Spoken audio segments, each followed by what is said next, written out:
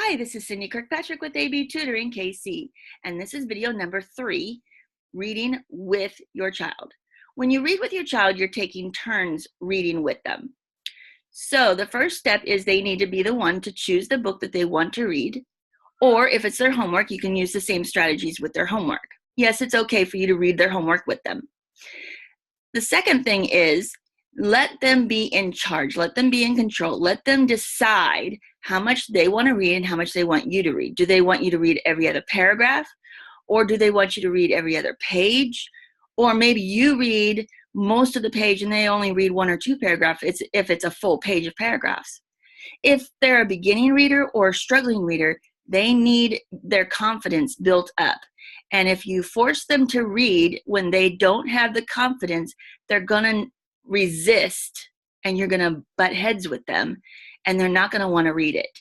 If they're in charge and they get to decide how much they get to read or how much they're going to read, they're going to be more willing to do it. Also, when you're reading to them or reading with them, when it's your turn, you are modeling what good reading sounds like. The fluctuating, stopping at punctuation marks, expression, the speed of how you read. And when it's their turn, you're going to pay attention to how well they're modeling, how well they're following your model.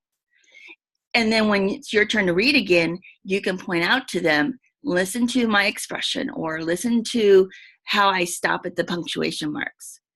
Don't stop them when they're reading because it'll mess with how much they remember and how much they understand. The only time you want to correct them when they're reading is if they make a mistake on pronouncing a word that would change the meaning of what they're reading. So if they say her instead of she, and it doesn't change the meaning, then don't worry about it. Or if they say a word with an S or without an S, but it doesn't make any difference in the story, don't stop them. Let them continue. When they're done reading, you can point those things out to them.